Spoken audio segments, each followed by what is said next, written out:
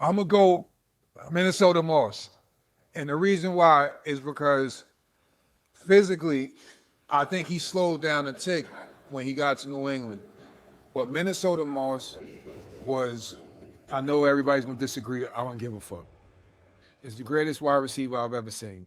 He's in the conversation. I can't disagree with that. The hands, the speed, the agility, the flip, everything. Minnesota Moss was the greatest I've ever seen. Nobody can argue with that. The biggest knock on Randy Moss his whole career was his effort.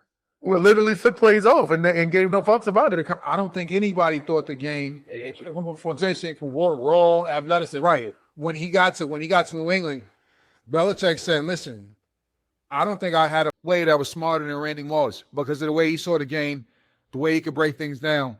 So I want to say I'm going to go with Minnesota Moss, but it's tough because New England Moss was everything that we thought he could have been in Minnesota, just as far as, maturing and being who he was. Yeah, but Tom Brady throwing him the ball. He had good That's quarterbacks, but he had Tom Brady the most. He quarterback, That's why I can't with my son. 100%. Because He lifted his quarterback in minute. right. Well, listen, right.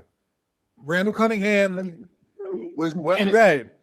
Jeff George wasn't bad, and Dante Culpepper. I think that first wasn't bad either. They were all decent quarterbacks. They ran Moss.